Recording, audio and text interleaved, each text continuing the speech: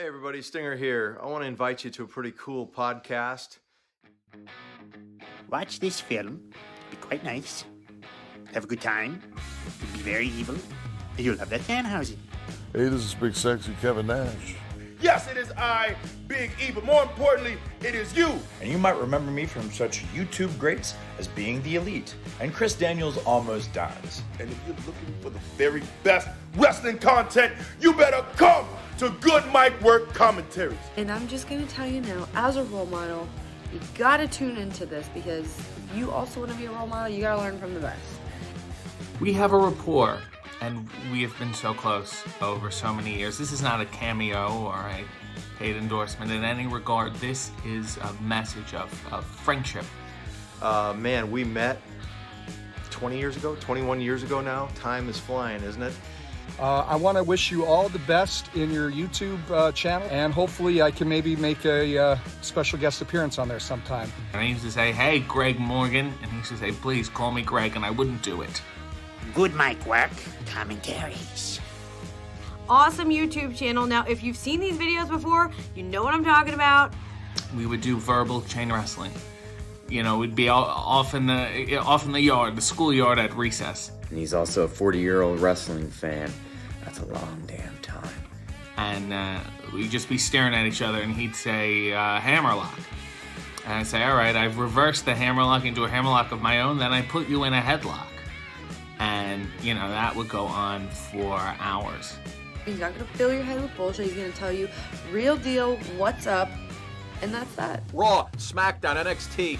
This guy covers it all, my friends. I want you to go to his page, Good Mic Work on YouTube. Check out Good Mic Work Commentaries on YouTube. But we would have fun. We would run around. There would be a wooden hoop we would hit with a stick, and it would go down a hill. I'm about to go and watch a few videos myself. It's a very practical apparatus. We're really lacking in the world right now with some people that have a freaking brain cell. And now look at him. He has more YouTube views and subscribers than I do, and I'm fine with it because I played such an integral role in his upbringing. Don't you dare be sour. We always talked about wrestling. He was a big Lou Thez guy, and of course I had an affectation for the Hackenschmidts. Clap for Good Mic Work Commentaries. This is RJ City, a wrestling rock on tour. And feel the pow. Listen to the podcast. Subscribe. You are watching Good Mic Work Commentaries. Good Mic Work Commentaries. Good Mic Work Commentaries. Good Mic Work Commentaries. Just want to encourage all you guys to check out Good Mic Work Commentaries. And if you don't, we're going to have a problem. Do it! Do it. Do it now! Thanks a lot for the encomium and the nice words about my father's Hall of Fame induction. Hope our paths cross again sometime down the road. Would love to shake your hand again, and good luck on this podcast. And you don't just watch it one time. You can rewatch every single one of them.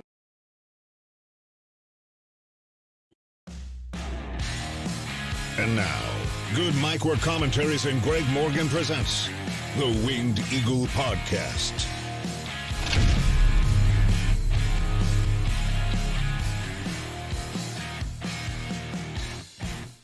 Happy weekend and happy Saturday once again, everyone. What's going on? And welcome to the Winged Eagle Podcast for June 5th, 2021. Good Mic Work, Greg Morgan back at you with a pretty casual podcast today.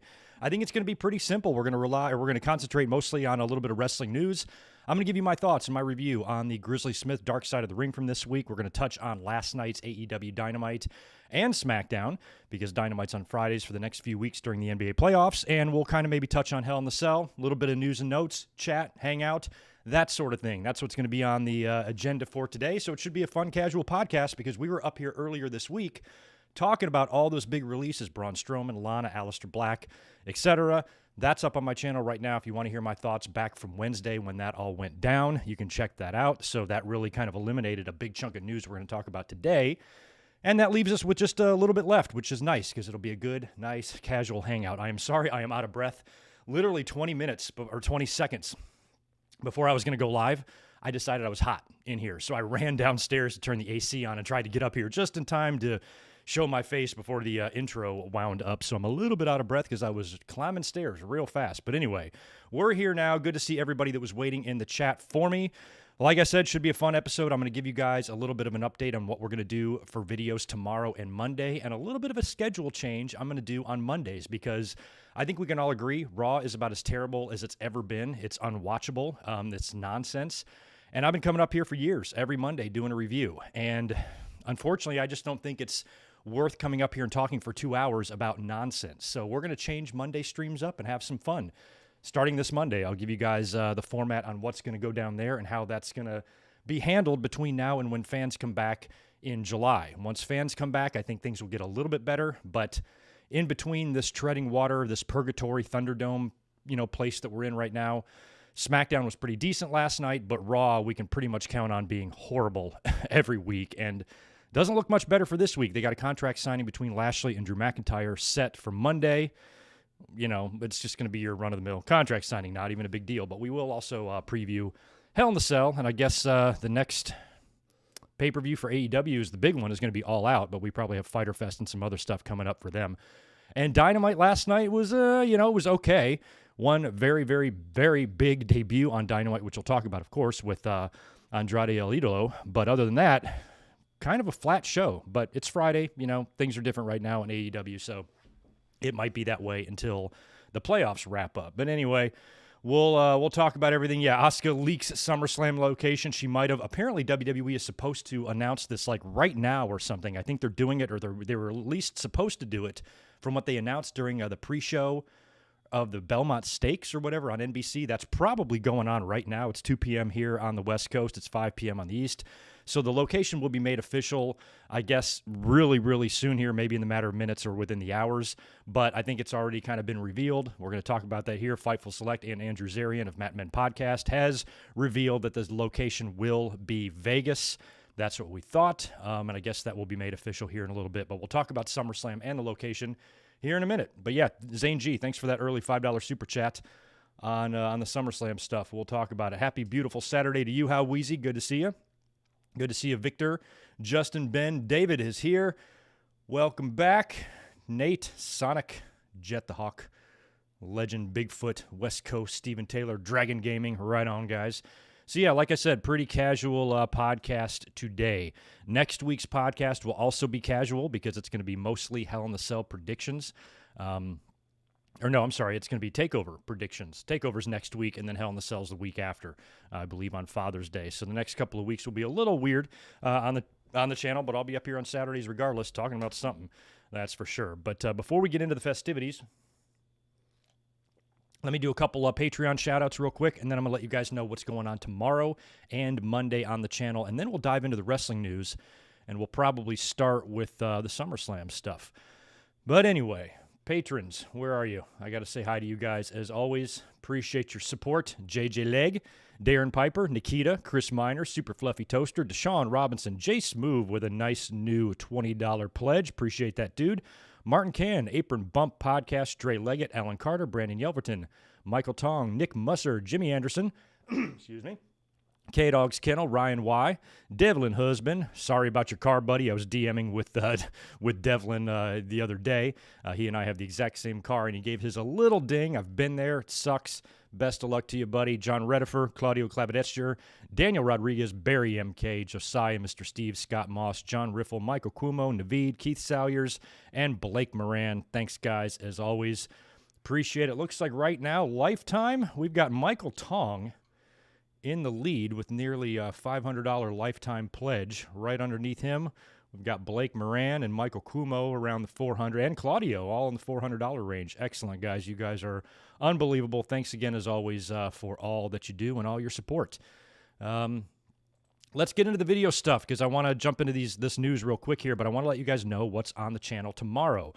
We've been doing watch-alongs on Sundays where there are no pay-per-views, and I want to continue that trend. We've been doing watch-alongs or reviews, and my last few watch-alongs have not performed that well, although they have been really fun. So the watch-alongs by no means are going away, but I do want to, on non-pay-per-view Sundays, maybe change it up, do some other things, maybe a review instead of a watch-along and shit like that, and maybe reserve watch-alongs closer to the big pay-per-views. We'll definitely do some SummerSlam watch-alongs here in July, leading up to SummerSlam and stuff like that. But tomorrow, since there is no pay-per-view, I was planning on coming up here and doing watch-along, but then I remembered it's also A&E biography night, and on tomorrow is the Bret Hart episode.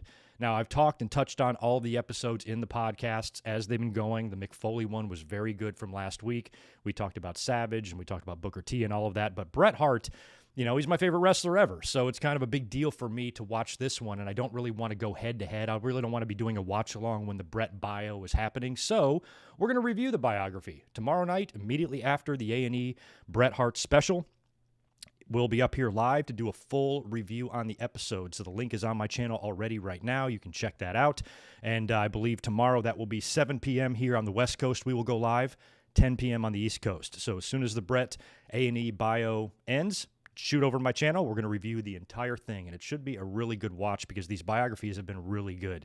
That Savage one, you know, caught most of us off guard a little bit with the way it was presented, but for the most part, these have been spectacular and really well done. So looking forward to doing Bret's tomorrow. So that's going to be the deal for tomorrow night. We'll come up here and we'll spend a lot of time talking about the biography, probably a lot of Bret's career, you know, matches, memories, shit like that. It'll be a nice, fun hangout, crack open some cold ones, and talk some Hitman. So that's on the agenda for tomorrow. And then Monday, like I mentioned, I am really struggling to really get through these Raws. It's a pain in the ass to watch them.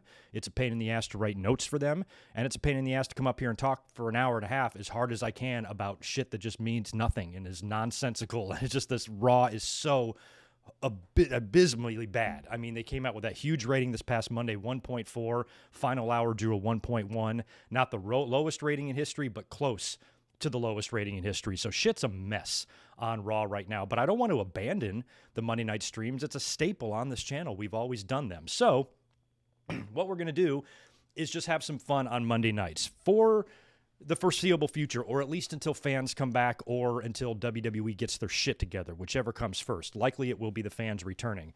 Between now and then, we're still going to come up here on Monday nights, but we're going to spend a very, very short amount of time reviewing the show. Unless for some reason WWE gives us an amazing Monday Night Raw, and it's a great Raw, and there's lots to talk about, lots to unpack, then we'll spend some more time on it. But it's not worth it for us just to sit there and just talk about just meaningless shit. So we'll spend a lot of time on Randy Orton and Riddle because they're awesome, you know, and the rest of the show, we're probably just going to blow through it. So I'm going to spend like 15 minutes reviewing the current Raw. Then we're going to move on to talk about past Raws or great moments or memories. Now, we're going to start this week with a full show review on a classic episode, the September 25th, 2000 episode of Raw. It was right when Stone Cold Steve Austin came back.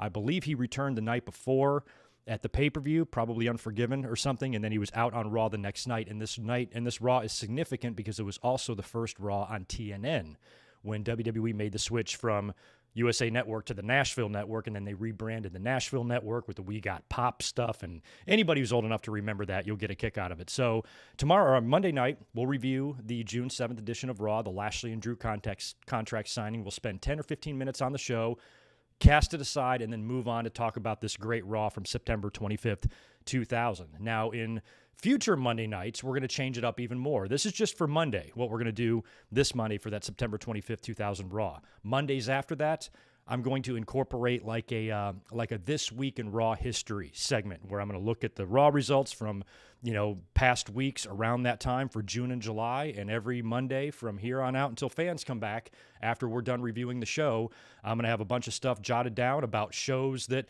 took place during these weeks in previous years, and we'll look back at some of these Raws and try to have some fun that way where we can talk about multiple shows or multiple matches. And I told you guys on Twitter when I made this announcement to DM me some suggestions, and many of you already have, including my buddy Daniel, who I went to a lot of shows with, and he mentioned that we should talk about the Benoit Angle cage match from Richmond that was in 2002. He and I were both there in the building for that one. That was when Kurt Angle did the big moonsault off the top of the cage. So shit like that. We're going to talk about between now and when fans come back. We're just going to talk about the old days when things were better, much more pleasant times, much happier times in wrestling, when wrestling wasn't so unbelievably watered down, overproduced, copy and pasted. It's just a mess right now. Raw completely sucks. It's the worst I've ever seen. So no more are we going to waste our time on Monday nights with it. We'll talk about it, we'll blow through it, and then we'll hang out and talk about Raw when it used to be good. So that's going to be the format on Mondays going forward between now and July 20th or whenever the first Raw with fans is. So keep that in mind for this Monday. Should be a nice, fun 2 days of streaming tomorrow and Monday. So make sure you subscribe, tap that notifications bell very lightly and very sexily, and make sure you like this video and all that good stuff. So anyway, that is it for the pleasantries. That's what's on tap for tomorrow and Monday. Hope you can join us. Speaking of Monday, I mentioned a minute ago, the Lashley and Drew contract signing is set for Raw. That's all I've got written down for Raw so far. So, we'll preview Hell in the Cell here later. But aside from this, it's going to be probably more of the Orton and Riddle saga, which I think is the best part of Raw right now. And then just a whole lot of recaps, rematches and commercials, which is a shame. So keep that in mind for Monday. We'll move on now to the wrestling news. I want to start with the SummerSlam news first. Like I said, this has all but been confirmed. It might even be confirmed as we're doing the podcast here, whenever that Belmont Stakes shit is going on. That's apparently where they're going to announce the location for SummerSlam officially. But both Andrew Zarian from Matt Men Podcast and Fightful Select have both been reporting that Vegas has been the front runner for some time. Vegas really seemed like, unless LA came in and snuck in the back door, it was going to be Vegas, regardless of the fact that there's a big fight going on that weekend as well. I think it was the Pacquiao fight, I believe, right? So that was kind of weird that they would do it that way, but they're going to, and apparently it will be revealed sometime today that it is going to be in Las Vegas. Now, this is interesting because we've also heard a lot of rumors about who can be at SummerSlam or who might be at SummerSlam. Two big names that have been speculated on have been Brock Lesnar and John Cena. Now, John Cena surprised me a bit. To me, it just felt like Cena was going to be not coming back for a little while. Like, I fully expect him to. I think he'll get back in the ring. I actually still truly believe he will be a world champion again in WWE. I think they're going to want him to win the Universal title at some point. I was a bit surprised to hear about rumors of him coming back this quickly, but WWE might really want to just, go balls out here with the fans back, and they might try to get Brock and Cena available for SummerSlam. Now, if they were to come in to work SummerSlam, a lot of people have speculated on what they will do, who they will work with, and there were a few John Cena and Roman Reigns match rumblings throughout the week. And a lot of people were like, a little bit turned off by that, as am I. I wouldn't hate a John Cena and Roman Reigns match, but I think I'd rather see Roman work with either Drew again or Brock. Brock would probably be the most interesting, or someone like that. Cena and Roman, I would expect, if that confrontation ever happens, that Roman is going to own Cena and defeat Cena, and he kind of already did that. Now, when it comes to the argument, I've said this a million times with Roman, when it comes to the argument of, he's already worked with him, I don't want to see Roman and Brock. We've seen that too many times. It's a complete clean slate with Roman. As far as I'm concerned, he's never worked with any of these guys. It is a completely different match. It doesn't matter how many times Roman or Cena has been in the ring, or Roman and Brock have been in the ring. It doesn't mean anything now. He's a brand new character. This is a brand new persona. He's the hottest thing in the company. And I'll tell you what, it would be pretty goddamn interesting if you get Brock Lesnar in the ring with Roman Reigns and Paul Heyman on SmackDown, and Roman's trying to get Brock to acknowledge him. You don't tell me that would be some nail-biting fucking TV. And if he did the same thing to John Cena. So I think there's money there in either one of those matches. But if I had my pick, I'd hold off on the Cena stuff and do Brock. But, I also strongly believe that when Lesnar comes back, he's going to win his first match back. The last time we saw him, he got beat by Drew McIntyre rather handily at WrestleMania. I don't think he comes back in for one money match just to get beat again. I think he's going to be back to lose to somebody, and a lot of people bring up Bobby Lashley. You could do Lesnar and Lashley. That makes me nervous, because if you bring Brock Lesnar back and you have that, and you give us that dream match of Lashley and Lesnar, I think Lesnar's going to beat him. I do. I think Lashley should beat Lesnar, but Lesnar's first match back, I expect him to win. So I think, unless they're just bringing Lesnar in for one big money payday to put somebody over and he's fine with that, then that's one thing. But if he's coming back to work a couple of pay-per-views, or he's back in, apparently he's back, he's off the alumni section on WWE.com and back on the roster page, which really in the grand scheme of things means nothing, but it is something to at least think about that he might be coming back in. It's still a big deal to beat Brock Lesnar. And he doesn't often drop 2 matches in a row like that. We haven't seen him since last year's WrestleMania. So when I think Brock comes back, I would put him in a non-title program. I would have him come out or something. I mean, I know he's got to kind of confront somebody right away, but you got to figure out a way to, almost have Brock win his first outing. And how do you do that? Do you put him on Raw and have Paul Heyman advocate for both men? I don't think there would be enough time. How I say Brock needs to win his first match. I'm not even sure if there would be time to do that. You can't bring Brock back and just ignore that Heyman is with his arch rival and stuff. You're almost going to have to do that right away. So hell, maybe Lesnar comes back and beats Roman for the title. Holy shit. And then Roman winds up beating him in the end in the blow off and putting him down and making him acknowledge him and all of that. So with Lesnar and Cena being rumored for SummerSlam, whether they're there or not, to me, it just raises so many questions because WWE sometimes goes ahead with something without thinking it through how they're gonna work it. And if you bring Brock Lesnar back and you put him in the ring with Lashley or Roman, those are both matches that I feel the Brock Lesnar, I don't want to say character, those are 2 matches that I feel like Brock Lesnar has to lose. Both of those guys need to beat Brock Lesnar to really solidify who they are. It could probably even help Lashley more than Roman at this point for him to be able to put down the beast. But, then again, you're bringing Brock in right off a loss to lose again. It's not usually what WWE does with Brock. So I feel like you got to get him a win first or something, big win on pay-per-view or something like that, then have him lose is the way I feel about it. And Cena, same thing. Are they going to bring him all the way back just to do one match and lose? They might. He did that in the Funhouse and he did that with Taker and shit like that. But I don't know. It's interesting. Good news is SummerSlam now is exciting. Good news is SummerSlam is going to be in a big arena. It's going to be huge. Looks like it's going to be fun. WWE, I'm sure, is going to pull out all the stops for this. And it's probably going to be a pretty awesome show. So I think SummerSlam's got potential this year. I'm going to be there, most likely. I mentioned that if it's LA or Vegas, based on what we saw at Double or Nothing with that hot crowd and everybody kind of being back in the swing of things, I should probably go to SummerSlam. So I think that is going to be the plan. So we'll talk in upcoming weeks once this becomes officialized and we start talking about SummerSlam plans. We'll work it out with you guys. If anybody's going, maybe we can meet up, hang out, that sort of thing. But right now, trying to piece that card together in your head, it's like, okay, what could they really put on the marquee that would just be, a huge, welcoming back party for WWE and shit like that. So Lesnar and Cena being a part of that, Lesnar and Cena or both, Lesnar and or Cena, I should say, should add a lot of spice to SummerSlam. Otherwise, if you just work with who you have on the roster, not that there's not good matches to be had there, but Lesnar and Cena would add a lot. They would add a lot.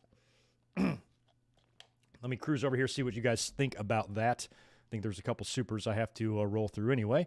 I'm not sure which cage match. Oh, maybe you're right. Cage match was in 2001. I'm trying to remember. It might have been 2001. I can't remember. Oh, maybe it was on June 2nd when he texted me. I don't remember. We struggle with years. Yeah, that would have been 2001. Yeah, because Angle was doing the stuff. He had just come back with WCW. He did a run in that day or that night during the cage match. I was sitting on the floor. We were about, 12 or 13 rows back behind the announce table on Raw. I'm on the aisle. And I can't remember what match it was in. It might have been the cage match. But I'm sitting on the aisle, and then I kind of see like a shadow next to me, and I look down, and Shane McMahon is kneeling right next to me. Like I could put my arm right on his shoulder. He's just sitting there, and he's waiting for his cue to go do his run-in. And I'm like, holy shit, Shane McMahon's right here. And I'm looking in the ring. I'm like, okay, go. And I'm like trying to tell him to go. It's pretty funny interaction. So me and Shane have been boys ever since then. But yeah, that might have been 2001. Sorry, I can't fucking remember my year.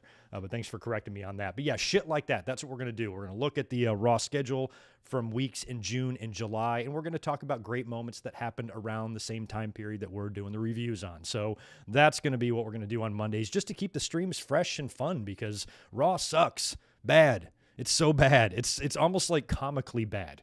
It's like, Jesus, man, they just recycle the same shit. You know, I just cannot believe how they can. It's just 3 hours of bullshit. I mean, how much meaningful stuff happens on a Monday Night Raw out of 3 hours? 15 minutes? And the other 2 hours and 45 is just bullshit and commercials and recaps? Yeah, it ain't worth it anymore. We're going to start having some fun on Monday because this is bullshit. Anyway, Clofic C. Thank you very much. I'm not sure what currency that is, but that's awesome. Appreciate the super chat from you.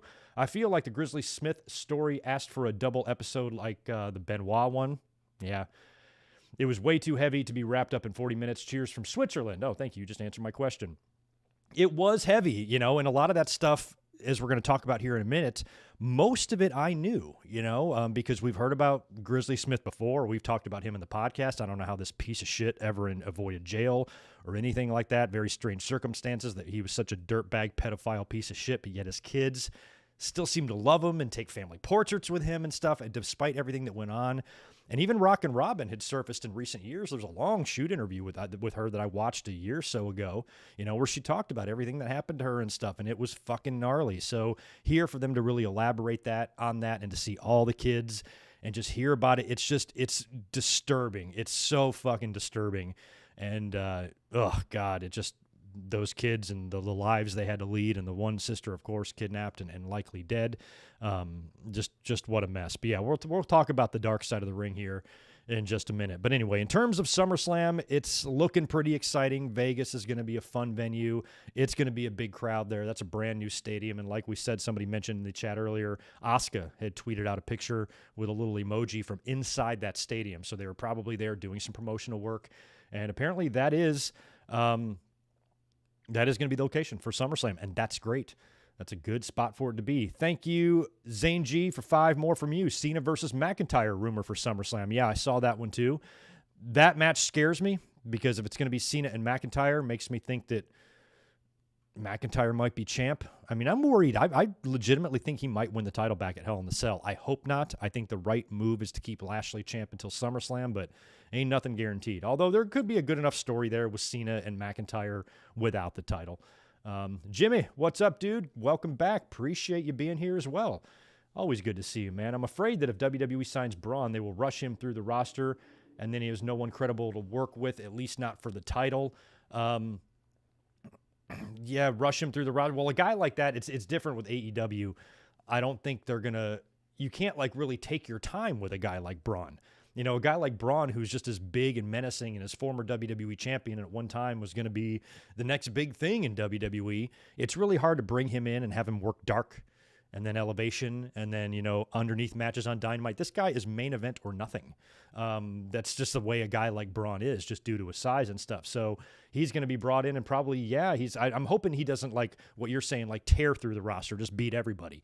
But he's going to be pushed, and he's probably going to be pushed hard unless he decides to go to New Japan or something, which I think would be a good place for him to at least do a couple of matches there. He's a guy that I don't see how AEW doesn't bring him in. But based on how WWE handled Braun, they dropped the ball on him harder than they've dropped the ball really on anybody in modern history. I mean, they really have. So no matter what Braun does when he goes to AEW, they're going to handle him better than WWE because WWE had it. They had him right in the palm of their hand. They had everything they wanted. Dude was over. He was scary. He was believable. He was owning Roman Reigns during that one summer during their feud, and he was becoming somebody that was like, wow. You know, before him and Brock butted heads, and before that confrontation ever happened, you looked at Braun and was like, okay, I can suspend my disbelief enough to think that this guy could beat Brock Lesnar. You know, and then that was quickly put to bed when they started working together, and then Brock got pissed at the Royal Rumble and beat his ass. And then just a lot of other things too. WWE's mismanagement of Braun, maybe his own attitude and stuff too may have played a role in some of his problems. But Braun, from a physical standpoint, look at his transformation from the time he came in as part of the Wyatt family to where he is physically now. The dude is unbelievable. So, I mean, he looks exactly, he's a Vince guy. He is the prototypical wrestler that Vince would want. He would have fit in perfectly in 1986 to take that leg drop from Hogan. So it's got to be a lot of that contract that they just wanted to shed with him. You know, let him go off, you know, go do something else, you know, and then he can maybe come back into the fold. I think Braun Strowman will be back in the WWE one day. He is too young. So I think he'll have a little run. I think 2 to 5 years he'll be gone. He'll be back. That's just my kind of instinct on somebody like Braun. CM Punk. I'm doing great, Charlie. Good to see you. Good to see you, Zeus and Arius. Braun will probably join the Dark Order, huh? I think Aleister Black would be a better fit for Dark Order than Braun. Braun versus Luchasaurus. Yeah, there's lots of stuff they can do with Strowman. So whenever he turns up, that will be interesting. George Morris, appreciate the 5 from you, dude. Hey, Greg, how are you doing? I really enjoyed your room video. Raw from September 25, 2000, 10 out of 10. 3 guys arrested on drug charges at Walmart. Nice. Well, that's usually the case at Walmart. Only 3? It's actually not too bad. Yeah, September 25th, I was going to put it on Twitter too for you guys to make suggestions, but I got a lot of them on YouTube when I posted something over there about it. And I was like, give me some Raws to review. We're going to review a classic Raw for this week. And I was almost set on one suggestion from a listener who told me to do the Raw from the night after King of the Ring 98 when Austin beat Kane. That's actually my favorite Raw of all time. And I was like, oh, sold. I'm going to do that one. And then somebody else mentioned, I put his name in the description of that link that's on my channel right now. Somebody else suggested that September 25th episode, and I kind of read the results, and I was trying to remember it. And I'm like, oh, yeah, Commissioner Foley, Austin came back, trying to find out who ran him over. First show on TNN, which was really weird, and there were some better matches on the card. You know, the 1998 show was really, really main event heavy. It was really centered around Austin and Kane. There's a little more to talk about on the September 25th show, so that's why I chose that, and it'll be fun this Monday. But then after this Monday, we're going to talk about a lot of different Raws. We're not just going to focus on one show. This is just to kick off the new format, and then it'll evolve from there. But thanks for that, George. Always good to see you, dude. Chris Miner's here with $5 as well. What's up? An update on my proposal. Oh, yeah, that's right. It went well, and she said yes. Thank God. Hopefully at our wedding, we don't have a snake attack. That's funny. Snake Attack's favorite wrestling wedding. Oh, man, yeah, let's hope Jake doesn't stick a cobra in a nice wedding present. But it would be cool to have Mean Gene Okerlund there interviewing your wife. Well, I'm glad it went well. I cracked up when you told us that you were going to propose on whatever video that was. I think it was last week. And I'm like, holy shit, I hope she's not watching. So glad to hear it went well, dude. Congratulations, man. Barry's here. What's up? Braun was turned into too much of a joke for him to be in the main event. I could never take him seriously. He wasn't even that jokey for me. He was really on that. He was a little jokey, but I don't think they overdid it. Like, well, maybe they overdid it, but it wasn't unrecoverable, I should say. He was still a beast and still a monster, but he was really, really becoming Big Show 2.0, just with the battle royals and, all the shit they did with him. And just, he was tag teaming with little kids at WrestleMania. It was just such a horrible use of his talent. And I didn't like the joking stuff and turning him into a joke, but I don't think that it was to the point where he couldn't have recovered from it, because it felt like then he was out there wearing the fatigues all the way up until his release, and he was still in the main event picture. I just think if they would have turned him back into that monster and had him run with that and never stopped doing that, I could have just picked right back up where I left off with him.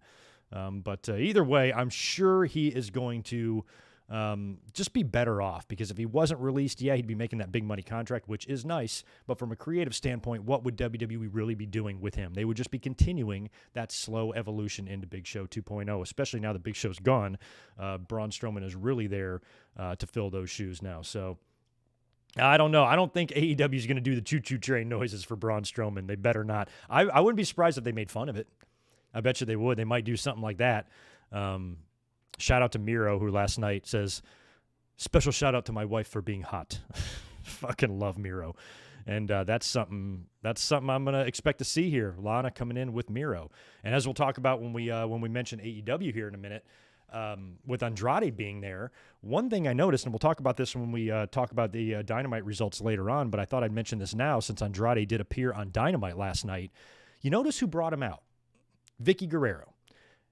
Which I thought was interesting for a couple of reasons. Number one, because a lot of people compare Andrade to Eddie, and so she's a perfect person to kind of introduce him.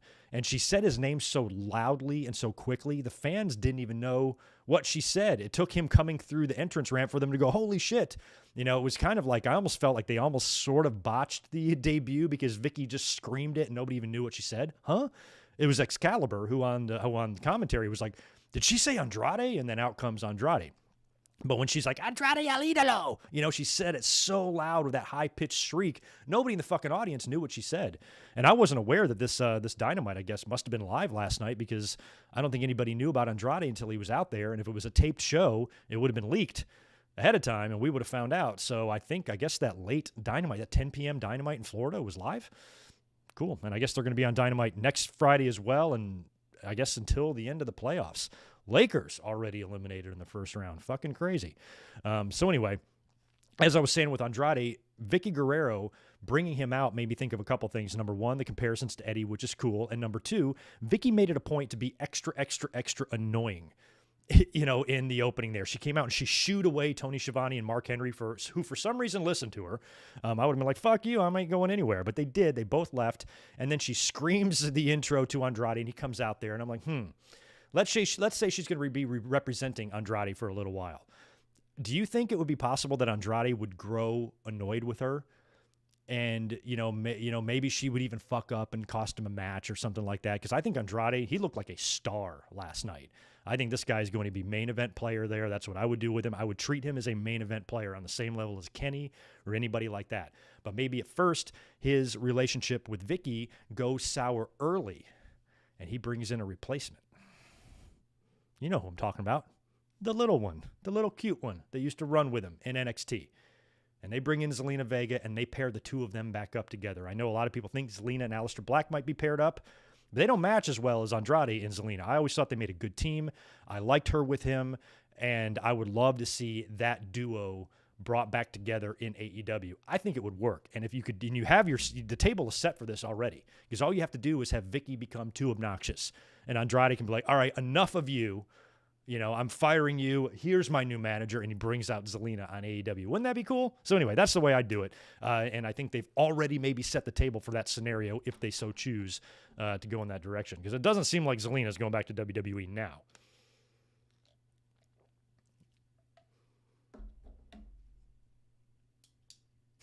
Dyna down. I got to hand it to Dynamite. One thing that they're not doing, even though I don't think last night's Dynamite was all that great, they're not phoning in these Friday episodes. Even the go home to Double or Nothing, we were expecting to kind of be like a Dynamite light or whatever, but it was actually a pretty good go home show. And then last night, they debuted Andrade on a Friday night when they know the ratings are going to be down, when they know less people are watching, and they brought him out anyway, letting the fans know, hey, it's still worth tuning in when we're preempted. Anything can happen on any nights. And I think it is going to be better when Dynamite moves to TBS. They're not going to have to worry about this next year. So at least they're doing things on the Friday shows that we wouldn't expect. And it gives you a reason to actually tune in and watch them. So anyway, we'll find out the future of Andrade here soon, because he'll be hitting the mat running. I'm guessing too, these other releases that we talked about earlier this week, that big slew of releases, I think that might have kind of rushed things with Andrade. I think that he might have wanted to have a little bit of fun first, wrestle a little bit, internationally and bounce around and get some matches in that he wants to do before signing a contract. But once WWE released on, Braun Strowman and Aleister Black and guys like that, and Buddy Murphy, all of which you would think should be getting contracts somewhere. Maybe Andrade was like, I better go in there and get my money now before these non-competes end, and they can start negotiating, getting their own money. I think it almost had to rush him into the company before he maybe have gone there. So I think a lot of those releases made him go there quicker, based on, hey, I better go get this contract signed so I can make sure I'm getting paid, before these guys come in and start taking big money contracts as well. Just a thought, just a suspicion there. And we got a big match on the horizon with Andrade and Kenny Omega. That's going to be some good stuff. So anyway, where did we leave off? We left off on the SummerSlam location. We talked a little bit about that. Going to talk about Dark Side of the Ring as well. But before we do, the Vice channel has announced out of nowhere, didn't even see this coming anywhere, that they're actually going to do a Chyna documentary. It's going to be called The Rise and Fall of Chyna. It's going to air Thursday, June 17th at 9 p.m. on Vice. So it's not a Dark Side of the Ring, but it kind of is. It's going to be a documentary on Chyna and her life. I'm not sure who was really interviewed for this. I did see the trailer. Looks very good. The only, I know Mick Foley is on this, maybe some other people. And I think it's going to be very similar to a Dark Side of the Ring episode. And, of course, when they released the episode list, Chyna was not one of them. But she's been very, very heavily and highly requested by a lot of people and the fans to see something done on her. So it looks like they're going to do something else, the rise and fall of Chyna. That should be interesting. I'm not sure if it's a 1 hour or 2 hour special. Kind of hope it's a 2. There's a lot of story to be told there for Chyna, and that'll be coming up in just a couple of weeks, 2 weeks away on Vice. So keep that in mind. We'll talk about that and do a review of it as soon as it comes out. Before we get into the Dark Side of the Ring, and then we're going to follow up with the Smackdown and Dynamite results, let me say hi to Roderick, who popped in and paying for my Peacock this week. Thanks for the $9.99, dude. Love you, bro, but I wish you could consider the language so I can watch you at church one day if I ever go to one. Okay, do I really swear that much? All right, well, in case you happen to be in a church or a house of worship, I'll try to keep my fucking cursing down to a minimum. Shit, sorry. God, I'm such an asshole. Fuck, damn. Sorry, Roderick, my bad. Shit, I don't even know why you watch me. Appreciate the $9.99, dude. Thank you so much. Charlie, good luck on that second shot, man. Man, some people, I've known a lot of people now who've gotten the second shot have been fine. It killed me. I don't know what made me different, but my God, it wrecked me for 18 hours. It was absolute misery. But once I got on the other side of it, I was fine. Felt like $1 million, like it never happened. So good luck on that second shot on Wednesday. Hope it works out well for you.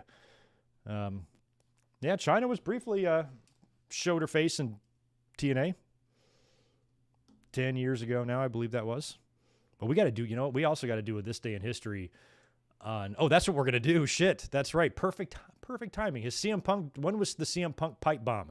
We got to talk about that on one of these weeks that was right ahead of Money in the Bank. So that's probably like right now when he dropped that promo. We'll be talking about that in upcoming Monday night streams as well. Deshaun Robinson, welcome back, dude. Appreciate the $5 with all these stables in AEW. What if Andrade created a new version of the LWO with Zelina and Vicky? Zelina and Vicky? I don't know if Zelina and Vicky can coexist.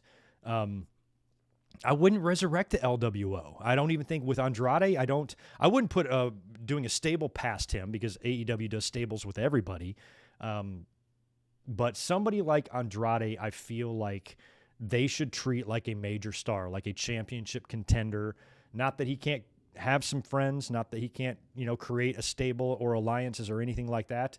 But I think someone like Buddy Murphy would benefit more from coming in and joining a stable than Andrade. I think Andrade's already kind of got the look and the ability, and not that Buddy Murphy doesn't, but I think he can kind of go on his own. But I wouldn't be surprised if something like that went down or he formed some sort of alliance with people. The cool thing is there's a lot of possibilities there, and there's a lot of great potential matches, and hopefully he will get in the ring right away and start wrestling right out of the gate here. At least that's what I'm hoping.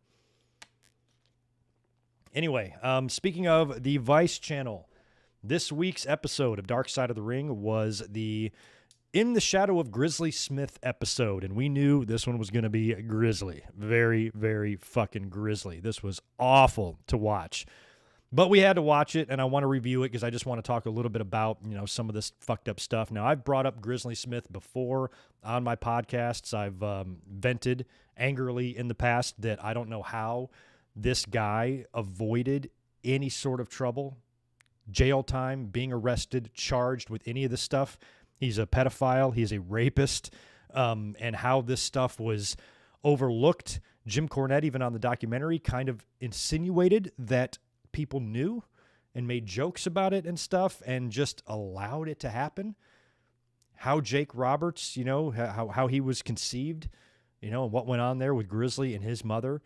And as he gets older, we saw him Beyond the Mat when they did the piece on Jake, and he was out there, talking with Grizzly. You could definitely see there was issues with the two of them.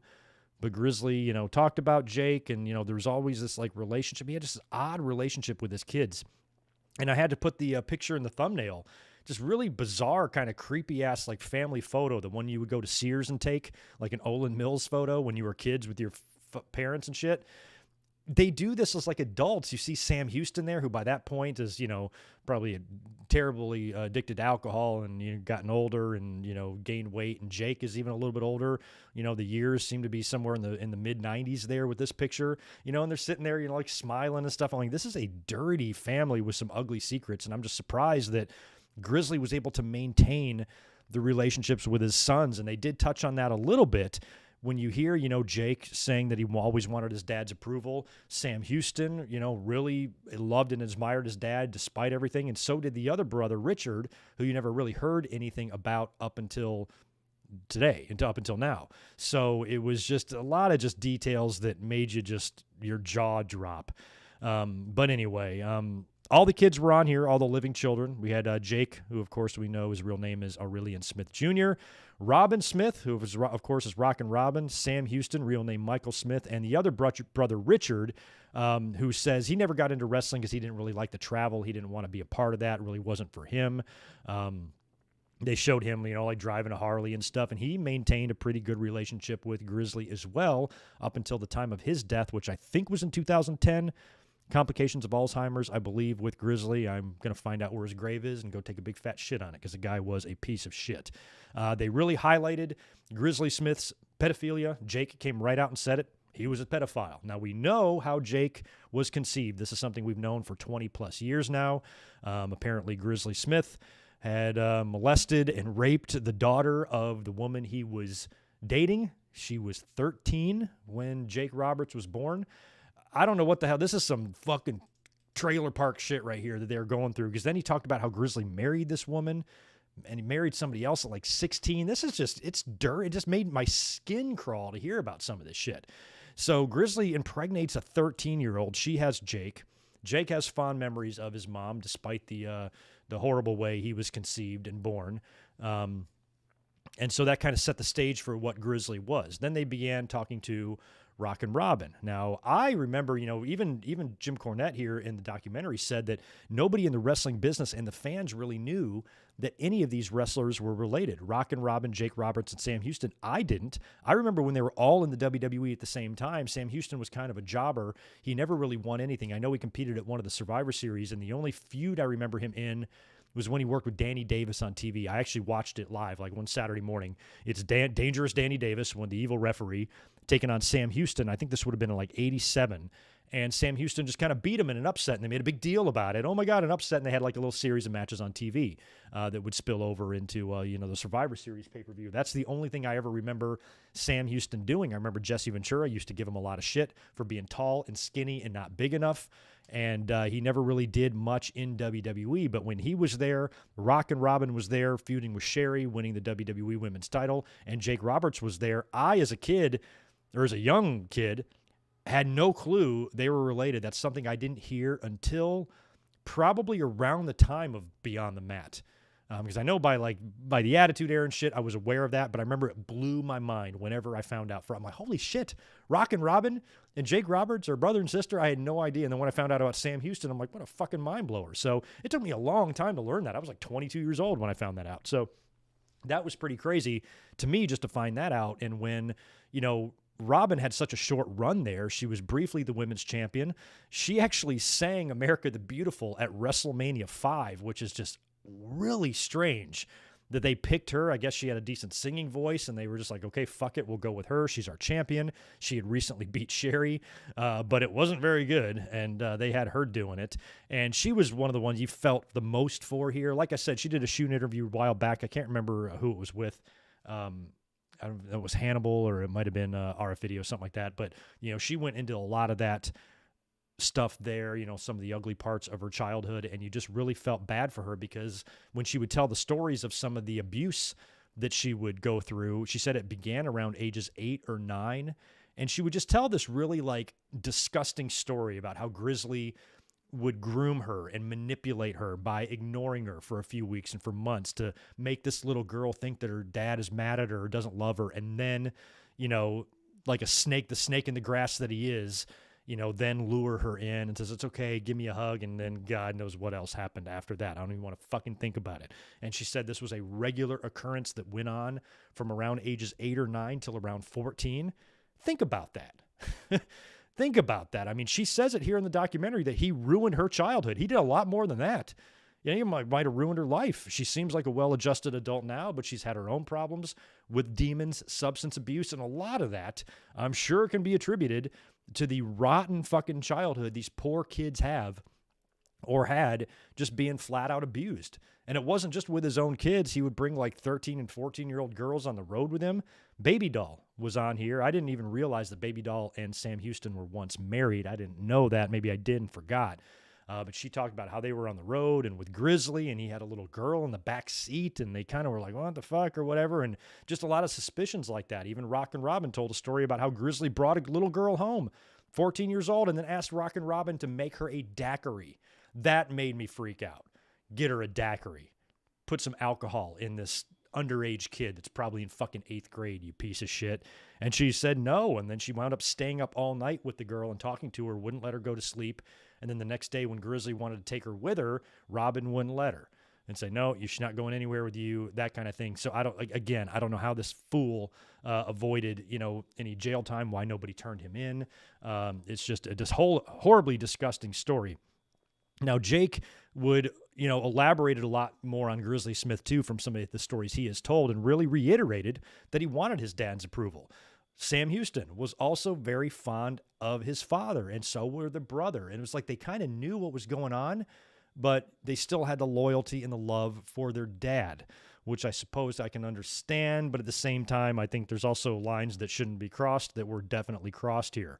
And it detailed how Jake already knew of the problems, Robin's substance abuse and drinking, Sam Houston's record number of DUIs in the state of Texas. This guy, here did not seem like he was all there. Michael Smith, a.k.a. Sam Houston, when he was interviewed for this documentary, I don't want to say this in any sort of try to say it as nicely as I can. He didn't seem that bright. He really didn't. I mean, this just seems like, a guy that's not fucking all there, not all his fault, grew up in a fucked up way, never had any, structure or real family or real role models or anything like that. And he just led a life of abuse and alcoholism and shit like that. And, probably ruined a lot of opportunities that he would have had in the business if he would have been able to stay clean and stuff, because that skinny, lanky problem he had in the mid-'80s, he gained a lot of weight when he started drinking, so he got some size to him. That would have been something that probably would not have held him back for much longer had he stayed focused, but he didn't. And he, wound up doing a lot of jail time. As a matter of fact, I think he was in prison when Grizzly Smith died.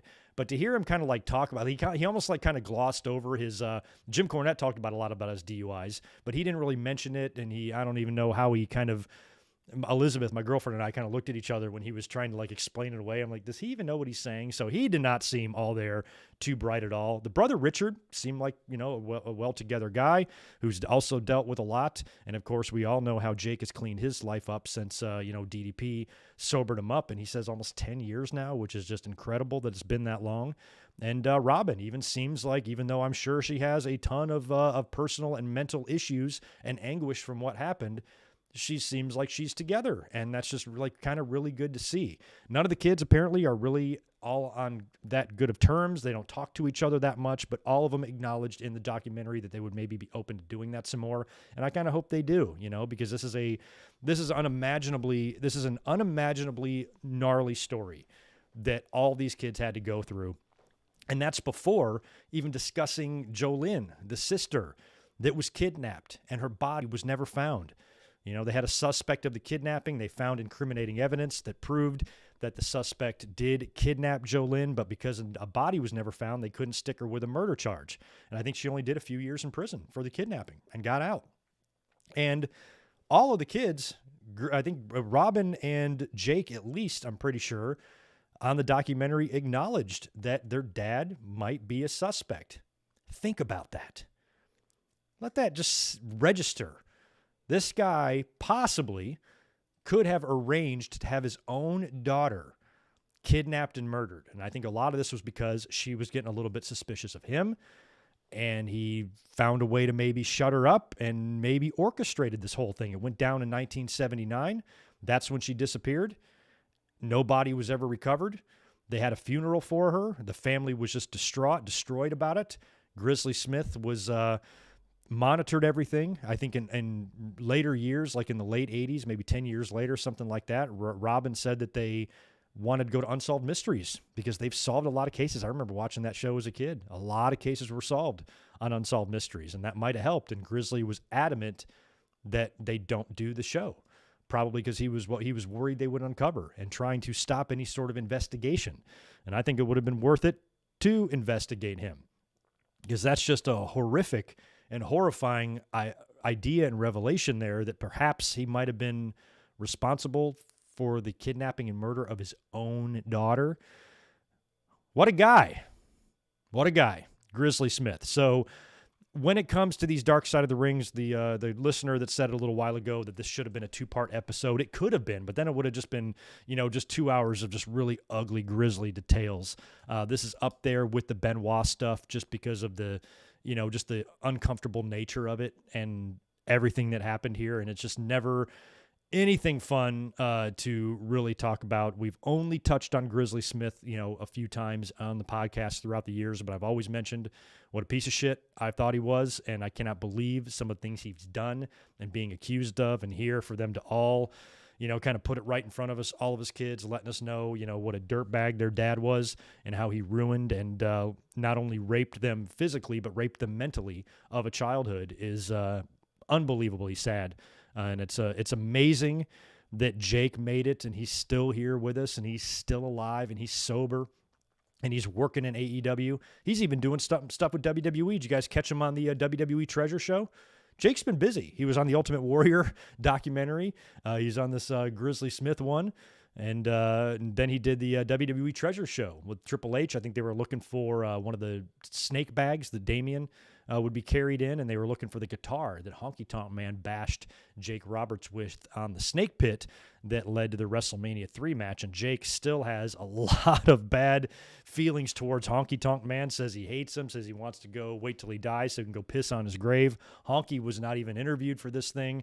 So that was pretty funny that in the Treasure Show, Jake made it a point to say how much he fucking still to this day hates the Honky Tonk Man, which is pretty hilarious, actually. But it was kind of cool to see, an AEW guy on a WWE kind of show, him talking to Triple H and shit like that, because they had a couple of matches. I remember after the curtain call, Triple H had to lose to Jake. Jake beat him with a DDT on Raw. I think it was a King of the Ring qualifying match. Just beat him. DDT, boom, pinned him right in the middle of the ring. So they kind of go back a little bit, and it was cool to see Jake on that. And that was a much more lighthearted episode than what was going on here in the Dark Side of the Ring. But if you have not seen The Shadow of Grizzly Smith, The Dark Side of the Ring, I recommend not watching it. It ain't good. It's just horrible, and it's just awful, and it makes you feel for everybody involved, and anybody who goes through something like that now. But especially back then, my God, just the fact that all these kids, are still with us today is a miracle, and I'm glad that they are. It looks like the next one isn't going to be much better. Dynamite Kid is up next. Did see a little trailer for that. Jacques Rougeau is interviewed for that. Of course, we all know what happened between Dynamite and Jacques Rougeau behind the scenes with Toothgate, and when Jacques just knocked out all of Dynamite's chiclets, and that was a horrific story, and I'm sure they'll talk about that a lot next Thursday. I'm sure Bret Hart might even be on there as well, because he's got some stories to tell about Dynamite himself. But anyway, the Grizzly Smith documentary was not good. I think tomorrow the Bret Hart A&E biography is going to be mostly awesome, but it's also going to touch on a lot of tragedy. That, because the Hart family has dealt with a lot of it, with Owen and Davey Boy and Pillman and Anvil, and, so many people are dead. The kids are fighting with each other, and, or they were anyway, and it's probably not going to be all sunshine and rainbows, but it is going to be nice to look back at what an amazing career Bret Hart had. So we'll be up to review that tomorrow. So that will kind of wrap it up for Dark Side of the Ring there. Wanted to give that at least a decent size review just because I was just horrified watching it. I was like, God, just unbelievable. So anyway, we love you, Jake Roberts. Keep doing your thing. What's up, Diamond Vibes 27? Appreciate the $5 from you, dude. Won't be able to catch you live celebrating my 21st birthday. Holy shit. We'll catch the episode later, though. All right, if you're sober enough to watch me, I hope you can later. Happy birthday to you, dude. 21st is a big deal. You're legal now. There ain't no turning back. So good luck with life, dude. Glad you're here, and happy birthday to you. Biography on Vader. I'd be into that. Good story on Vader, too. Lots to talk about there. Thank you for that, Barry MK. Pipe Bomb was June 27th, 2011. We will talk about that in late June. I've got a document pulled up already, created with a bunch of Raw moments from June and July, and a bunch of moments I'm already going to talk about. But yeah, how could I not forget the June 27th one? What day of the week does June 27th fall on this year? Let's just look at the calendar. It falls on a Sunday. Okay, so that'll be perfect. We'll talk about that on the June 28th Monday Night Raw review. We'll talk about the Pipe Bomb. 10 years. Holy shit, man. 10 years. Anyway, let's continue with the news. Just a couple more things I want to mention before we get into Dynamite and Smackdown from last night. Keith Lee has still been absent, of course, from WWE TV, I think since January, if I'm not mistaken. And he's tweeted out a couple of things over the past couple of months, sort of cryptic-ish, almost sometimes venting what appears to be a little bit of frustration and confusion at times, and it seems like he's got something that he wants to tell us, but he just hasn't yet. And then he sent out kind of another cryptic tweet yesterday, and I quote, he says, "I wanted to do something educational, but also inspiring to tell you guys about everything since late January. Seems that is off the table for now. So with that, I will find another way to tell you guys about everything. It might simply be a video of me chatting with you. We'll see." So it sounds like he's got some news. Sounds like he's got something going on. A lot of speculation as to why he hasn't been on TV. It was health. First it was an injury, then possibly a health issue, possibly a creative issue, whatever. But man, he's just another classic example of a guy that we were all just thinking was going to be the next big thing in NXT. He was unstoppable, double champion. Bring him to the main roster, and they literally do nothing with him. So hopefully, physically he can get back in the ring soon. I miss Keith Lee. We desperately need somebody like Keith Lee on TV, and whatever's going on with him, we just wish him the best because he's just a phenomenal talent, and I will be extremely bummed out if something stops his rise in WWE, by no fault of his own, of course. If he got injury problems or things like that, then we wish him the best. But if anything is WWE related here, they're dragging their feet or just, not using this guy when they should be, that's kind of frustrating. So either way, just best of luck to Keith Lee. Whatever is going on there, don't really know. Just hope that we see him back sooner rather than later because I love Keith Lee. We saw Hikaru Shida cut her hair off, tweeted out a picture today of a big hunk of hair on the ground. Says restart, #restart. So it looks like Hikaru Shida, now that she's dropped the AEW women's title to Baker, she's going to be kind of pushing the reset button on maybe her look and her gimmick a little bit, and she's going to have some short hair now, which is interesting.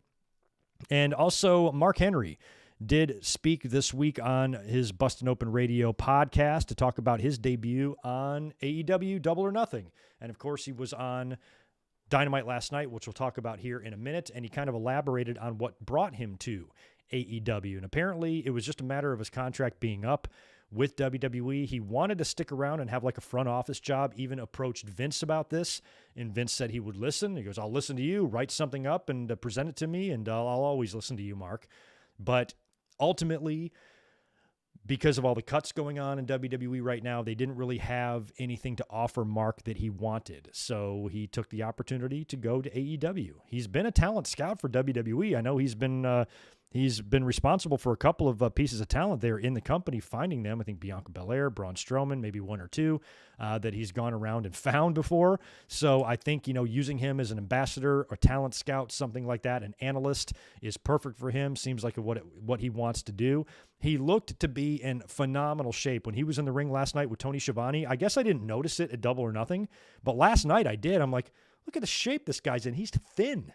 I mean, for Mark Henry's standards, Mark Henry's never going to be thin, but he's about as thin as I've ever seen him, and he looked really, really good. So Mark Henry is 50 years old. This is not a guy I would be putting in the ring every week and contending for titles or anything like that, but getting in the ring and having a match here or there, sure.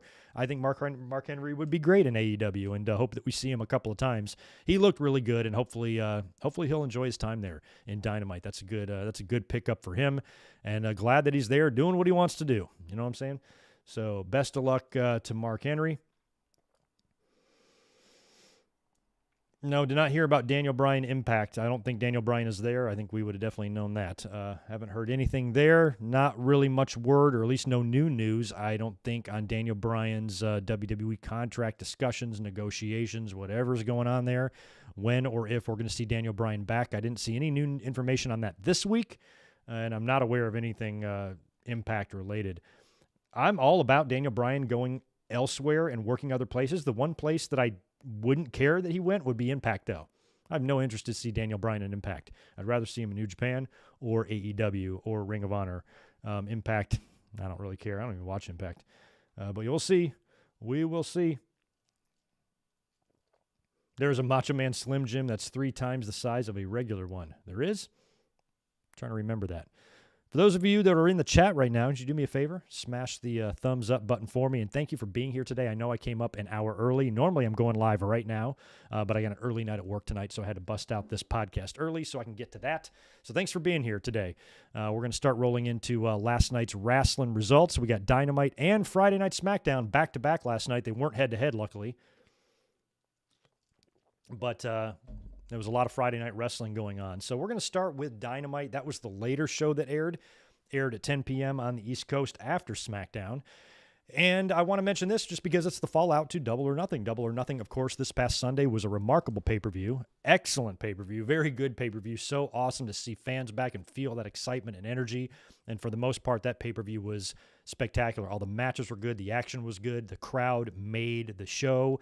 Without the crowd, I think the show still would have been very good, but maybe not as good as it was, Because there was a couple matches in there that weren't that great, the Cody and Ogogo stuff, but it was off to such a good start on that buy-in. Once Serena Deeb and Riho tore the house down like that, you knew it was going to be a good night. So I was interested to see what they did last night on Dynamite, but this seems to be one of the shows that, based on what you guys were tweeting me during the show last night, because of course I was at work, so I'm like, hook me up with some updates.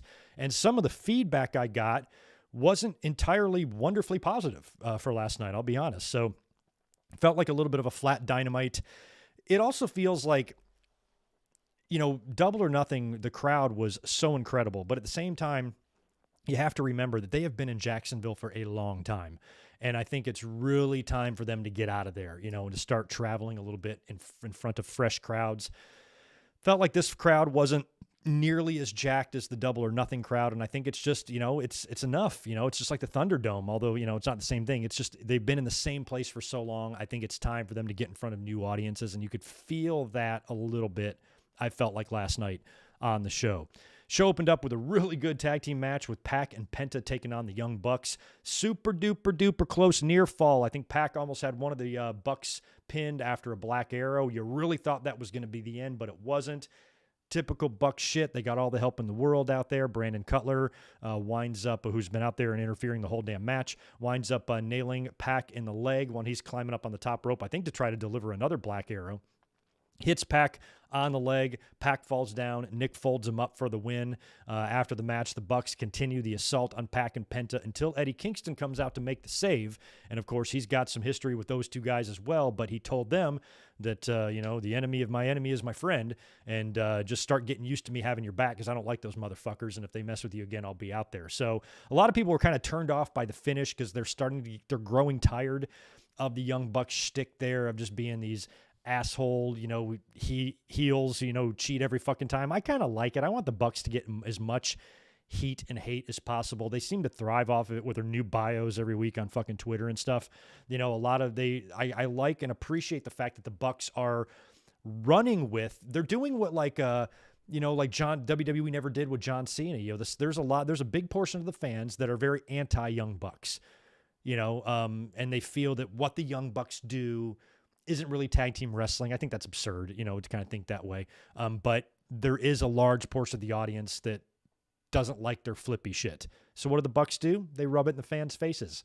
They win the title belts. They shake it in their face. They poke them, needle them, prod them on social media, get them all riled up, trigger them, which is not hard to do. Doesn't take much to trigger an audience. Fucking Eddie Kingston got all sorts of heat. This is what kind of world we live in. Eddie Kingston tweeted out to us, I think some DMX lyrics, don't even know what they were. Some people got offended by it, which is silly, and then Eddie Kingston apologized for offending some people. But then what was even funnier is the people who are mad is that now people are mad that Eddie apologized. They're even madder and more offended than the people that got offended originally. So who's the real snowflake here? It reminds me of that Mitch Hedberg joke. I got a belt to hold up my pants and belt loops to hold up my belt. Who is the real hero? It's the same thing with this. Who is the real snowflake here? because some fans got offended by song lyrics. Okay. Eddie's like, okay, fair enough. Sorry about that. I'll delete the tweet. And then that triggered a whole nother group. Oh, everybody's easily offended by everything, and they got even more mad than the people that were offended. Yes, I know easily offended people can be annoying, but they're not annoying enough for me to blow my fucking stack. There are people that spend every waking minute of their day on social media complaining about snowflakes and easily offended people and SJWs and all this. You guys seem way more madder than the people that are actually like offended by stuff, So it's kind of like this crap, this fucking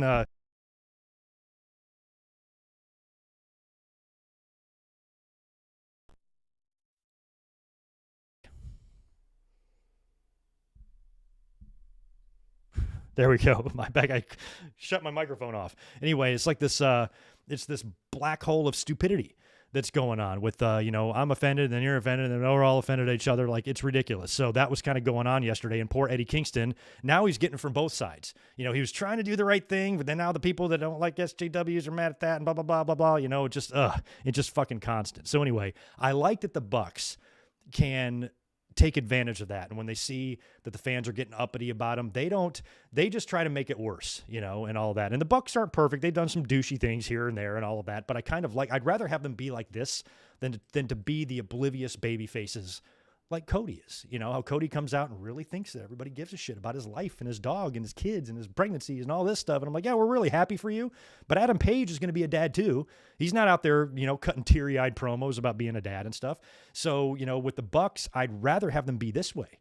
I'd rather have them be this way than coming out there and, trying to pretend to be baby faces when half the wrestling audience, the smart fans or the anti-AEW people like hate them and they just pretend they're being cheered anyway. I'd rather have them like this. So I understand that finishes like this can get old if they do this too often, but the more you build it up, I also think the better it's going to be when they finally do drop the belts and they get humiliated by some babyface tag team. That's going to be fun. I kind of thought Kingston and Mox were going to beat them at the pay-per-view, but they announced tonight that Mox is out indefinitely from the beating that he took in that match. So I'm guessing that Mox is going to be at home until Renee, scoots this little kid out. So best of luck to them. And I think after that, then maybe we see Moxley back. So I don't necessarily have a problem with it yet. The Bucks are not growing old on me yet. I still think the longer they're champs, the better it's going to be when they drop the title. So give me your candidates for who's going to take the belts off the Bucks at some point. I'm ready for it. When it happens anyway, I'm going to be ready for it. After that was when we got the Tony Schiavone interview with Mark Henry. Tony Schiavone was an extremely busy man last night. My God, he was in the ring a lot. So we already talked about this at the top of the podcast here. This was the debut of Andrade, and it really was weird at first because Tony brought out Mark Henry, and he talked about his opportunity, and he's happy to be there, blah, blah, blah. He's not even really able to get very much out before Vicky comes out there with her excuse me. She's screaming and yelling. She's coming down to the ring. And then this is the funniest part. She gets in the ring and orders Tony Schiavone and Mark Henry to get out of the ring. And for some reason, they do it. I don't know why. I'm like, excuse me? You get out of my ring. I'm not going anywhere, asshole. Fuck you, Vicky. I would have stood up to her. If I was Mark Henry, I would have been like, stand right there. Like, make me get out of the ring. And then she brings out Andrade, and then maybe Andrade makes him get out. I don't know, but the fact that they submitted to her so quickly, I was like, why are they doing that? Why are they saying, okay, Vicky, the floor is yours, when it's Mark Henry's time, it's Mark Henry's interview, and she comes out and messes everything up, and they actually leave? That surprised me. So anyway, that's when she starts screaming in the microphone to the crowd, I'm here to introduce somebody that's a multi-time champion, and he's going to be the face of AEW. And that's when she screams it out so loud and it's such a high-pitched frequency that when she belted out, Andrade el Idolo, no fan understood what she said. It was Excalibur that had to say, wait a minute, did she say Andrade, no music, which I liked, and then Andrade slowly starts walking through the tunnel. That was cool. And then the fans realize it's him, and then their minds are blown. They're like, holy shit, it's Andrade. And he comes out, he looked great, he gets on the mic, and he basically, in just a couple of sentences, said that he's there to be the face of AEW. And I think, this is a guy that they should make a world title contender right out of the gate, because that was what was missing from him from WWE. He's way too good of a talent. He's way too capable to not be in that position. So I think he needs to come in like immediately on top and make a big impact right away. And now that he's there, that's super, super exciting. And I think the fans were happy to see him, but the way Vicky introduced him, to me, felt a little bit flat. Like I mentioned earlier, I would love to see, the Vicky Guerrero pairing be something that's temporary. I think she's an excellent person to bring him in because of the comparisons he's always gotten to Eddie Guerrero. But Vicky is so over the top fucking annoying that their relationship could go sour very quickly. He can grow tired of her and then bring somebody in to replace her, which could be Zelina, which I would really like to see. So I'm trying to envision like a WrestleMania 7 scenario where Sherry is like kicking Savage and then Elizabeth jumps over the barricade and beats up Sherry. Something like that, to where Andrade, Vicky fucks him over or whatever, or maybe he just kicks her to the curb and then brings in Zelina to be by his side, because they were a great act. They were great together. So I think they would be a good fit back together in AEW if they chose to go in that direction. But then again, Zelina Vega might be somebody who wants to wrestle. She's not just going to be there to be paired with somebody. But if they do bring her in and, that sort of thing, I think it would be a good start for her to maybe be paired up with Andrade. So I feel like that could be something they do in the future. We'll just have to wait and see. At the end of the day, welcome to AEW, Andrade. Thrilled that you're there. This is a good place for him. And like I said, too, these WWE releases earlier this week, Strowman and Alistair and Buddy Murphy and those guys, that might have sped up the process. Andrade, I think we all knew, was going to come into AEW either way, but maybe he was going to wait until after that Triple Mania match with Omega, I think, that they've got coming up next month, or some other stuff that he might have wanted to do. Maybe, go work a couple matches in Japan, Mexico, wherever, and then come in and sign a contract after that, maybe later in the summer. But now, with these other big name free agents out there that are going to be free to negotiate whenever their non-competes end in the next 30, 60, or 90 days, depending on who they are, he probably felt like he needed to get in there, scoot in there, pick up his contract, get his money now before these guys come in and start making the money too. Might have sped the whole thing up. But either way, he's there now, and that's exciting. And that was really the highlight of the show, for me, because everything else was just, okay. Inner Circle stuff was okay as well. After that, we got the continuation, it looks like, of Cody and Ogogo, with Lee Johnson and Cody taking on Ogogo and QT Marshall in a tag team match. Cody has got, I think he's got QT. He might have been setting up QT, I think, for the Crossroads. Ogogo comes in when the referee's not looking, nails Cody with a punch. He goes down, QT pins him, and gets the win. So there was a lot of that vibe going on here that a lot of the issues from Double or Nothing have not been resolved. These are going to be continuing. And we would see that not only here with Ogogo and QT, but we would see it in the Inner Circle victory lap. And I laugh now when I did my Double or Nothing predictions, reluctantly picking the Pinnacle. And I knew I was wrong, but I'm like, I'd put the Pinnacle over here, solidify them as the big faction in town and all of that. But if I just would have thought that a little bit more through, I could have seen the writing on the wall there, that they're probably going to split the matches between the factions and then do the blow-off just one-on-one with MJF and Jericho, that I think MJF will win. And they set the stage for this here. So Inner Circle comes out. They're wearing some kick-ass leather vests. They look great, all of them. Sammy Guevara speaks first. Chris Jericho announces him as like the MVP or the star of the Stadium Stampede for getting the win and pinning stupid Shawn Spears in the middle of the ring. Sammy speaks a little bit about that, talking about doing 630s off his grandmother's house, and now he's doing it on the ring in the main event of a pay-per-view. Jake Hager gets on the mic as well, challenges Wardlow to a cage fight in 2 weeks on Dynamite. So I guess it's going to be like an MMA-style fight he's challenging Wardlow to, so we're going to get a one-on-one match there. And then we get Chris Jericho speaking on MJF, and he talks about how he has to beat MJF. It's far from over. You pushed me off the cage. You nearly ended my career and my life. You've changed me. I think about it every day. I'm not going to rest until I beat your ass. And he didn't come out exactly.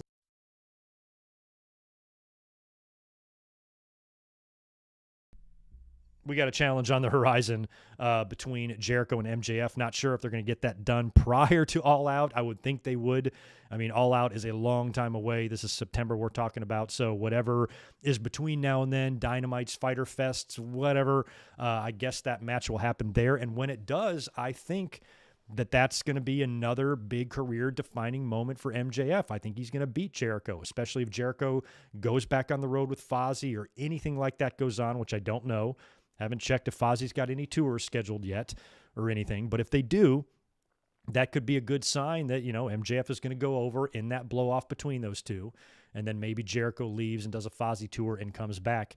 And I think this will also be, just keep MJF on that road to the world title. I think he's going to win the title. I talked about it earlier. I think the order of champions needs to go Page beating Kenny Omega and then MJF beating Adam Page at some point. Now, that's still a ways off for MJF. You got a heel champion right now, and he's a heel on the rise on the cusp. So you got to figure out a way to, kind of stretch this out and really continue MJF's push, to where when he finally does get this title shot, he wins it. And he's going to be an extremely obnoxious AEW world champion one day.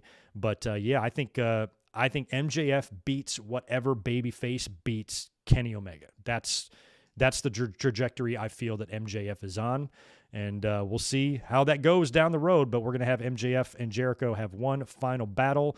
We'll see what kind of a match it's going to be. Last man standing, I quit, Mimosa Mayhem, whatever they do. Late dinner, debonair death match. It could be something like that. We'll find out, but they kind of planted the seeds and laid the groundwork for that last night. After that, but it's an overall good kind of victory celebration for Inner Circle. They closed the whole thing out with the 5 middle fingers into the camera. Good stuff there. Then we had the Best Friends backstage talking about how Cassidy had Kenny Omega beat at the pay-per-view a couple of times. Got the promo backstage. Seems like that issue is not totally over yet either. Then we go to like the production truck where Kenny Omega and Don Callis are hanging out, trying to do replays and enhancements of Double or Nothing shit or whatever. Is pretty funny. They interview the two of them and they play down the whole fact that Cassidy actually had Omega beat. So it makes you think there's going to be another match with those guys since Pac, is now doing shit with the Bucks and stuff. He kind of seems to be out of this situation. Now it looks like we're going to get that Omega and Cassidy one-on-one match. That's going to be great whenever that goes down. After that, we got the final two members or the final two participants in the Casino Battle Royale at Double or Nothing teaming up here to take on the Private Party, Christian and Jungle Boy. Got Matt Hardy out there on the outside of the ring making all sorts of noise, but in the end, Christian and Jungle Boy get the win. Jungle picked up got the pin here in this match. He celebrates with Christian. It makes you wonder, because these were the last two in the Battle Royal and Christian got eliminated, I don't know, they might be setting Christian up for a heel turn here, which I wouldn't exactly hate, especially if he turned on Jungle Boy, and apparently it will be. They gave the date on, I think it's 2 weeks. 2 weeks from now, Jungle Boy will get that title shot against Kenny Omega on Dynamite, which should be spectacular and would be really fun if Christian played a role in Jungle Boy's loss, because Jungle Boy's not going to beat Kenny Omega for the title. We know that. But with them teaming up Christian and Jungle Boy here, kind of keeping their little thing together, you have to wonder if Christian, on the surface is going to be his friend. He'll either turn on him or maybe inadvertently cost him the match or something like that will lead to a feud between Christian and Jungle Boy. Jungle Boy's got a chance to work with some great guys here. So anyway, this match was good. Jungle Boy and Christian celebrate. Jungle Boy stays in the ring. Christian starts to leave. He's on the entrance ramp, and then he's attacked and hit with a twist of fate from Matt Hardy when Jungle Boy wasn't able to get there in time. So feels like they just planted a couple of subtle seeds for what they could potentially do with Christian and Jungle Boy there, which is cool. I'd love to see a little mini program between those two. No problem with me. Jungle Boy and Christian matches on Dynamite, sign me up. Team Taz promo next. They're all back there, including Brian Cage. Now, Brian Cage had all sorts of problems with Team Taz at Double or Nothing. They kind of cost him the match against Hangman by getting involved there. Ricky Starks and Hook. The entire time that Taz is talking, Hook is staring right at Brian Cage. Definitely some stuff that's going to come to a head here soon. Probably next week, because Taz tells Page to pick a partner from the Dark Order, and next week he will face Powerhouse Hobbs and the Machine Brian Cage on Dynamite in a tag team match. So Team Taz will either get this win back and temporarily kind of come back together on the same page before they do the big implosion, or it will officially implode next week. We'll see. Feels like they'll wait a little bit longer on that, but it's ready to pop off there. Brian Cage is not going to be able to stand these guys for too much longer, and a babyface turn, I think, for him is imminent. And I guess I probably would just do it next week. Just have him annihilate these guys. Something will happen. Page and Dark Order guy will get the win. Maybe Page and Colt will get the win next week or something like that. And then Cage will finally snap and just annihilate all of Team Taz. Maybe beat the shit out of Hook, who seems to be a big problem there. And that could, especially if he gets his hands on Hook, that will cause Daddy Taz to say, okay, you're out of Team Taz, and now I'm going to devote everything I am to destroying you, and then Cage can maybe run through all of the Team Taz members. Team Taz just gets owned every week, so now it's to the point where it feels like storyline-wise they might even get owned by their own damn team member, which is pretty funny. Tony Schiavone back at it again. He's back in the ring with a Sting and Darby Allin interview. This was great. Of course, Sting had a remarkable performance at Double or Nothing. Surprised the hell out of me. This 62-year-old Sting or whatever he is extremely scary to think about in the ring. But he's a pro, and he came through. The match was booked perfectly for him. Did all of his stuff. Looked like $1 million. You still got it. Chance going on in the crowd here. He said he got on the mic with Tony. Asked Tony if he could just have the mic, and said that Double or Nothing was one of the best nights he's ever had in the business. That's covering a lot of ground there. That's a bold statement by Sting, but I think what he means in terms of the excitement. It was his first match back in the ring in 6 or 7 years or whatever it's been since that match with Seth, like inside the ring anyway. And it was the first night the fans were back and they were just all about it and just felt good, good energy, good vibe. You know, if you try to rank it to his other moments, maybe fans don't understand that statement, but you got to think about it from Sting's perspective. This is a reaction and a match that he probably in his thought that he would never experience again. And he got to experience that on Sunday. So I'm glad it was important to Sting, and I'm glad the fans were appreciative and accepting of his performance. And he blew my mind, man. I think his age is way too old to be in the ring, unless he can still go. And he did well. He did really well. Anyway, Scorpio Sky and Ethan Page show up on the Tron, and they go on to challenge Darby Allin, but insist that Darby Allin has to find a different partner. So we challenge you, Darby, to pick a partner, anybody but Sting, and we're going to prove that we can beat you. So that's just kind of weird. I'm like, anybody but Sting is what they think is going to be the difference maker there. So that match will either be coming next week or, in an upcoming Dynamite episode. After that, we got a Britt Baker celebration, her big title celebration there. Now, I guess McDonald's had supplied a bunch of cheeseburgers or Big Macs or some shit. She had tweeted out, because I guess she loves Big Macs or something. She tweeted out that she wants Big Mac coupons, and McDonald's actually gave her 1,500 free Big Mac coupons, and they've got burgers lined up in the ring there. They got a bunch of kind of, I don't want to say jobber talent, but they had just a lot of, dark and elevation talent in the ring there. The two most notable names were Nyla Rose and Vicky Guerrero, who are not, jobber talent at all, but you could tell it was going to lead to something with them based on who else was in there. So Britt Baker was out there, brags about her, her title win, and then tells everybody, I think she says, like, check under your seats for your free Big Mac coupon. And she's like, no, you don't get any. All these Big Macs are mine. I'm going to eat all 1,500 of them or something. And it was funny too, when she was tweeting about this, she got a reply from Wendy's after it was announced that McDonald's had hooked her up with the 1,500 Big Macs. Wendy's replied, "It's hard to get heat with frozen beef," which is great. The Wendy's Twitter account is worth a follow. Go check it out. It's fucking hilarious. So anyway, Britt goes on then to try to toast the cheeseburgers. Everybody gets a cheeseburger in their hand, and they're going to toast the cheeseburgers. And that's when Nyla Rose, I guess, just gets fed up and grabs the burgers and throws them away, and her and Vicky, angrily leave. So I don't know. I guess now what are you looking at, Britt and Nyla? I mean, there's the two heels. I'd put Britt with a babyface. I wouldn't put her with Nyla right now. I'd have her work with a babyface or something. So I don't know what all this means. And honestly, I'm not really looking forward to Britt Baker and Nyla Rose. Nyla is not babyface yet because she's with Vicky. Vicky's a pain in the ass. So, I mean, unless Nyla did kind of go babyface, didn't she? But it feels like she's a heel or whatever. So anyway, they fucked up the cheeseburgers. It was all kind of weird. When I'm thinking about Britt Baker's first title program, in my head, it wasn't with Nyla Rose. So we'll see where this goes. Either way, I'm really happy that Britt Baker is the women's champion. It's a long time coming. And anyway, we'll see where it goes. But the cheeseburger celebration was not a highlight of the show for me. Another non-highlight of the show for me was the near death of Red Velvet in her match with Bunny. This has got to be one of the scariest suicide dives I've ever seen. Remember the one years back in WWE with Lita and Trish, where Lita dove through the rope and basically just ridiculousness logoed herself onto the ground and just scorpioned, like one of the worst scorpions you could ever see. That's nothing compared to what Red Velvet did. I can't even describe. It happened so fast that it feels like universes crossed, and she was supposed to die and somehow came out of this unscathed. As a matter of fact, when she landed, she was up in a half a second. No sold it. Maybe her brain was so freaked out and so stunned that she didn't die, that it was just like adrenaline. She was immediately up, right back in the ring, wrestling as if nothing happened. If you haven't seen the bump, check it out. I'm sure it's all over social media, YouTube, whatever. It's crazy. She just dives right through the rope onto Bunny, and she just comes down head first. Her whole body just gets contorted in a way that you would think would be broken in half.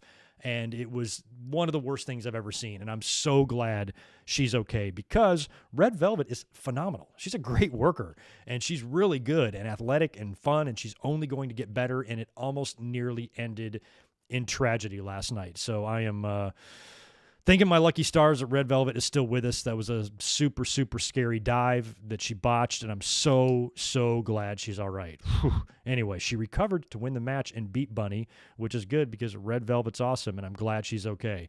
Scariest moment of the week by far. Nothing's going to top that for a while. So if you haven't seen the bump, go look at it. I mean, I was watching late at night by myself, 2 a.m. last night watching this, and I shrieked the loudest, like, oh my God, because I was at work. I didn't see any of this shit live, so I had to come home and watch Dynamite last night to make notes for the podcast. And when that dive happened, I yelled out so loud in here. I'm like, oh my God. I literally thought, that she was seriously injured, but I also knew that she wasn't, because if she was, I would have heard about it, prior to the deal or whatever. Man, scary moment from last night. Glad she's all right. Main event was a bull rope match. Dustin Rhodes defeating Nick Comoroto. A bloody bull rope match. Good to see Dustin just still doing his thing after all these years. I kind of skimmed through this match because I just wanted to kind of have it in my notes. Interesting choice of a main event. But I do like that they are bringing in bull rope matches and getting Nick Comoroto some more experience, some more reps against big names. He was a talent that I think was briefly in NXT or WWE before they cut him. So he's just ridiculously huge, and good match for some experience for him. And Dustin wins. So that was your Dynamite in a nutshell last night. I haven't caught the rating. If it's out yet, obviously it's probably going to be, significantly down from a Wednesday night, which can be expected. But all in all, not one of the greatest Dynamites. Coming off a really, really good pay-per-view. Double or Nothing was probably my favorite pay-per-view of the year so far. And Dynamite, the Fallout episode didn't really live up, although the Andrade stuff was very cool. So anyway, that was your Dynamite from last night. We need to talk about Smackdown now before I get on out of here. Yeah, it's even worse than that. The Sabu bump that he took when Ben Ma broke his neck in ECW, that was an ugly looking bump, but still, like I can't describe this bump by Red Velvet. It has to be seen to be believed. It's just unbelievable that she survived that. So anyway, there's been a lot of ugly bumps, but this one's up there with the worst. All right, let's talk about last night's SmackDown. Not going to spend a ton of time on this either because it was heavily focused around the best part of the show, Roman Reigns and the Usos. Now, we knew we were going to get a tag team title match with the Usos taking on Rey and Dominic. This was set up last week. So Roman opens the show, comes out there with Paul Heyman, cuts a promo, calls out both of the Usos, and says, he's like, I'll allow this match. He's going to allow it. Roman is going to allow the match. It's so nice of him. And he says, I'll allow this match, but you better not fuck it up. You better win. Go bring me those titles. When you win them, bring them to me, basically. So he is just abusing these two guys. So this match, I think, opens up the show. We get the Usos taking on Rey and Dominic. Now, Rey is, I think, injured or something. Dominic is isolated for most of this match, and they're just beating the shit out of him for a while. He winds up winning. He winds up pinning Jimmy for the win, but Jimmy's shoulder is up, and the referee doesn't see it. So the Usos lose, and of course now this pisses off Roman Reigns. So backstage, he's giving the two of these guys shit, saying they need to make it right, and he's just verbally abusing him, and then calls Jay Jimmy, and Jay goes, "But I'm Jimmy." And Roman's like, does it even matter? I mean, this is so awesome. This is so classic Roman. It's why this character is so great. That he doesn't even know which one of these two fuckers he's talking to because it really doesn't matter in his head. The whole, and that's what Jay said, in that one promo. I always got which one are you? And up until a year ago, I didn't know the two of them apart. So Roman calling Jay Jimmy was pretty badass. That was a pretty funny moment.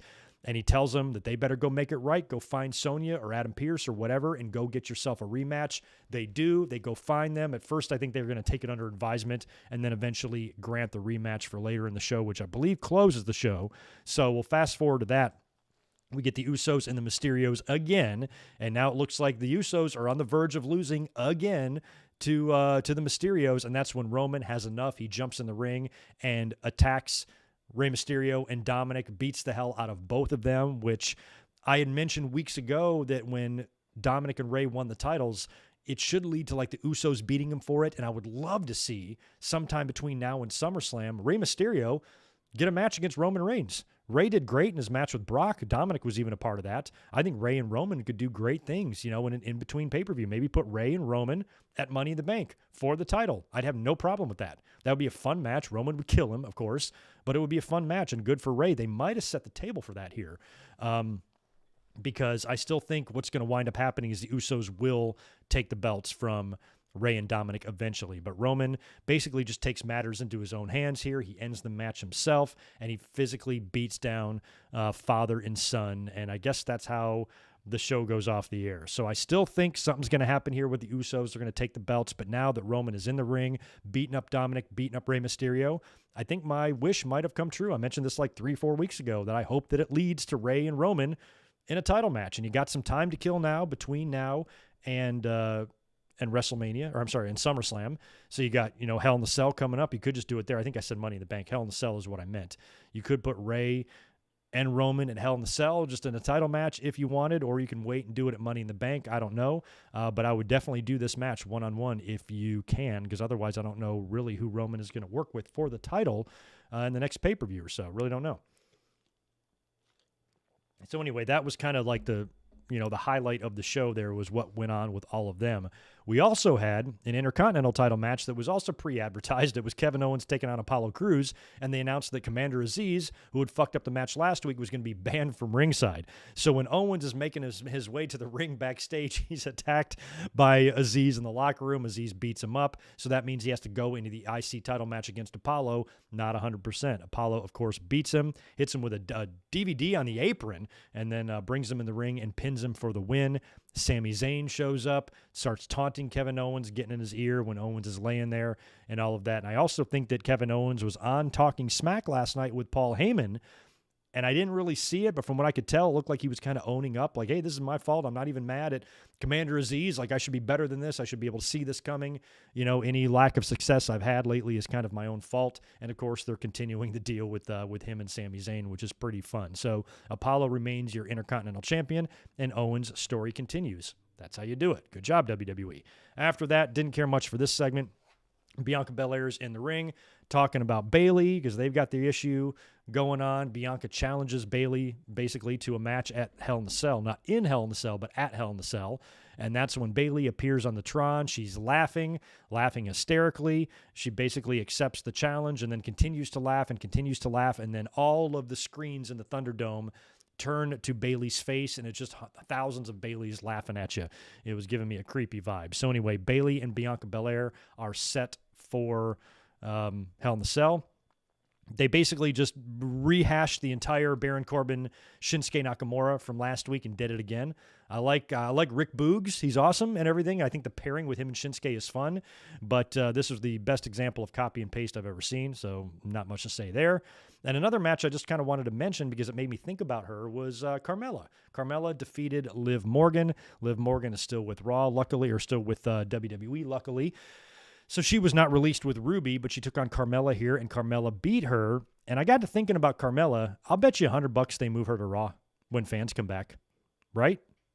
Corey's there. If they're going to go back on the road and stuff, WWE, from what we've seen, has kept the couples together. I think they're still together, right? Carmella and Corey Graves. So I think that when fans come back, if WWE doesn't do away with the entire brand split altogether, when fans come back, I'll bet you anything they're going to somehow figure out a way to move Carmella to Raw. And if they do a draft, that all but guarantees it, that she'll be there, which is kind of two birds with one stone. It does her and Corey Graves a solid by putting them together so they can be on the same show and at least travel on that part of the week together. But at the same time, Carmella is also kind of, she's done all she can do really on SmackDown. So moving her to Raw, Reginald's over there, which would be funny. Moving her to Raw would probably be a decent move anyway. So I think Carmella's going to be on Raw real soon. So anyway, that is all I've got for SmackDown. I didn't really, I kind of blew through the show last night. There was 2 wrestling shows to watch, and I had to come up an hour early today than normal. So I didn't want to, spend a whole lot of time on nonsense, but it wasn't a bad show. Last night was okay. The Roman Reigns stuff is still the best thing WWE's got going on TV. His character is so unbelievable, and when you see him do what he's doing to his own family, he's probably going to murder poor Rey Mysterio in some sort of a title match here in the upcoming future. It really makes you think of some of the big potential, matches he could have at SummerSlam. I also didn't mention the Seth Rollins interview, basically carrying on his story with Cesaro. There's going to be more matches to be had there.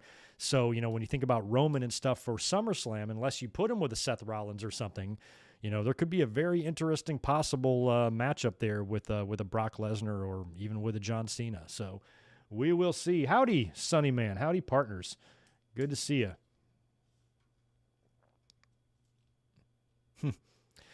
Yeah, Roderick, don't give them any ideas. That's one thing I hope that AEW tries to avoid, because that's very much like something TNA would do, is if you do get a bunch of WWE talent that's been released or let go or fired or whatever, don't bring them all in at once and make a faction out of them or whatever. They might. I wouldn't be surprised if they do wind up doing that at some point in AEW, but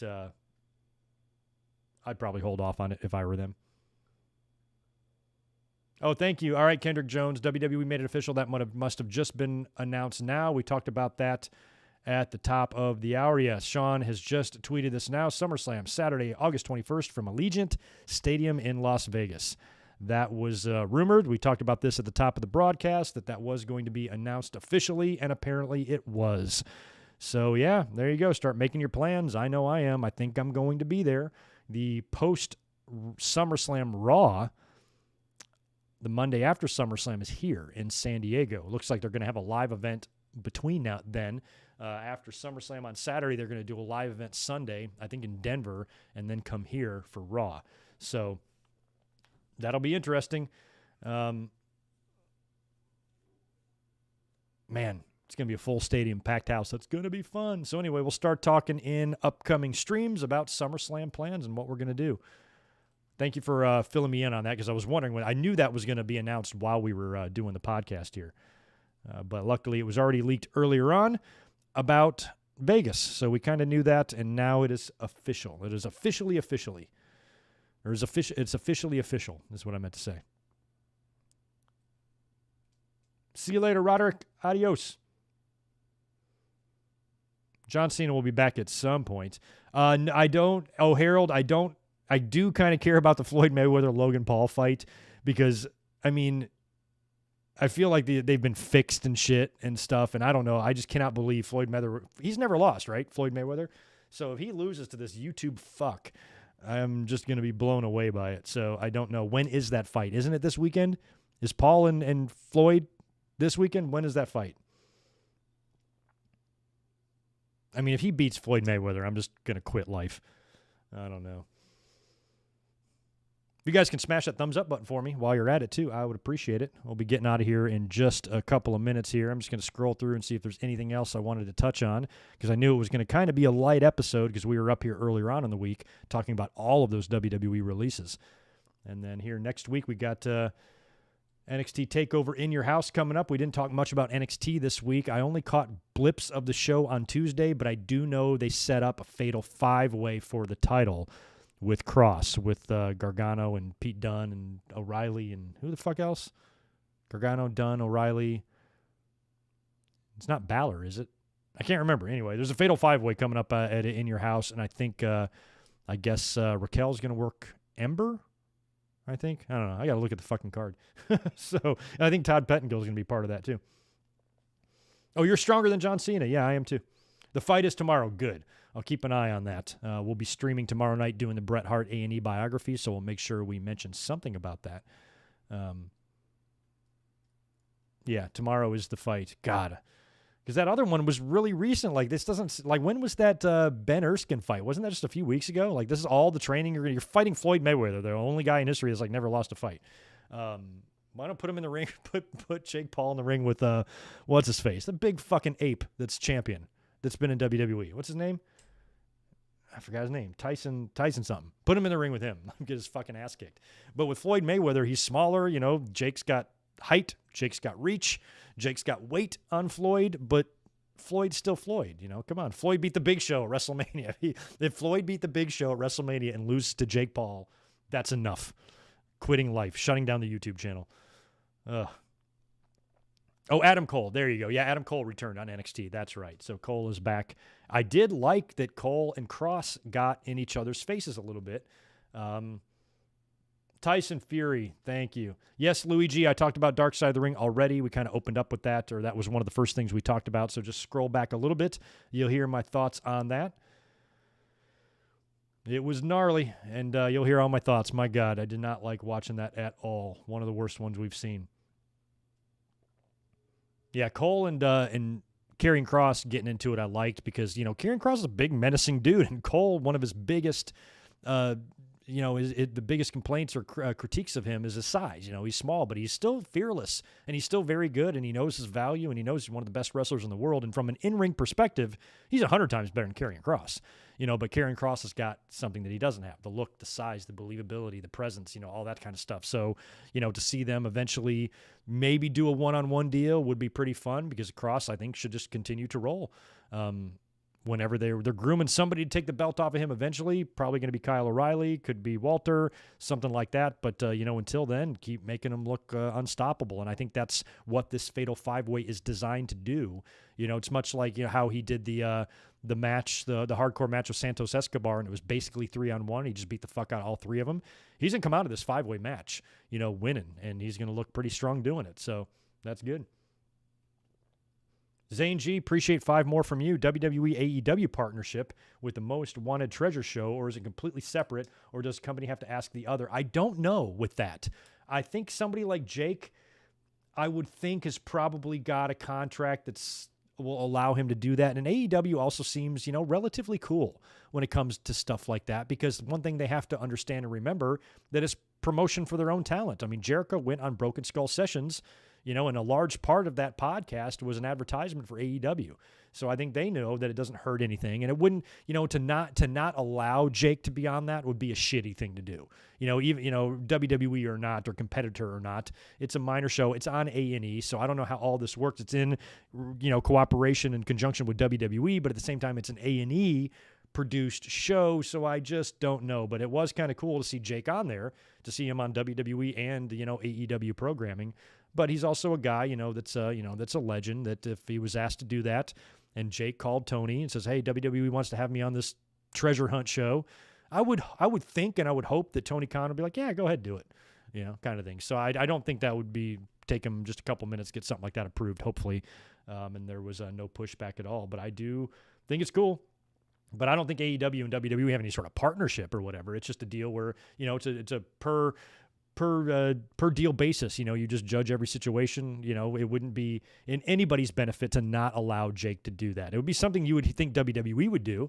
If AEW wanted to do a treasure show and they wanted some WWE talent, WWE would tell them to go fuck themselves. But with AEW, it's probably different. It was just cool to see him on there, you know.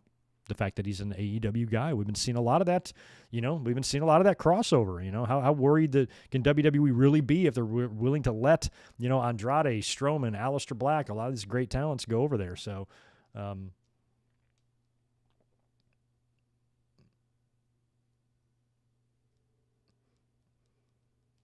yeah, I didn't mention that because it was like they were just running their mouth. Of course, yeah, the Ethan and Scorpio were saying that Sting carried Darby and Darby couldn't beat him without him and stuff like that. That was just basically the gist of the promo.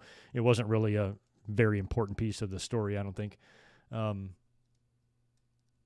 yeah, they just want Darby in the ring with someone else. Oh, okay, so you're saying maybe a little stirring of the pot between Sting and Darby, maybe a Sting and Darby match. You know, you do have to think about that. Sting is there. He has been back in the ring there, and he had a pretty good outing at Double or Nothing. This is not something he's going to be able to do forever. The amount of matches he's going to be able to have in AEW, I would assume, is a very small number. So he might want to put somebody over. Maybe this is the beginning of that. I mean, I don't know how they would do it storyline-wise, if they would make Darby believe that he can't win without Sting and believe that he has to get underneath from Sting's shadow. They might go there, and he challenges him, or it might be like a babyface match. I just have to know if I can beat you. I respect you, Sting, and kind of make it like Shawn and Flair or something, something like that. You do a match with Sting and Darby, and Sting puts him over. Wouldn't be surprised if they did that. And I definitely think something's going to happen between Christian and Jungle Boy. Yes, that I believe fully. Sting and Darby, maybe. We'll see. I like it, though. I like it. Yuri Butler. You like Undertaker, Kane, Ken Shamrock, and The Rock, and Stone Cold Steve Austin. Yeah, they're pretty good. Mankind, Edge, and Christian, because I like watching on YouTube. That's all awesome. I like watching all them, too. They are great. They are great. World title match between Kenny Omega and Jake Hager. I'm into it. I like Hager. We'll see what happens in the Wardlow cage fight coming up in a couple of weeks. 2 weeks, I believe he said. And that's when they will get it on inside of a cage. They will engage in fisticuffs. Hopefully, I don't even know who I want to... Who would you rather put over in that? I like both guys. I like Hager a lot. Plus, he's got the legit fighting experience. But, man, I was not expecting Wardlow to be as good as he was when he got in that ring in that cage match with Cody and shit. I like Wardlow. Wardlow's hilarious. So I almost kind of am fine with whoever wins that because I like both guys.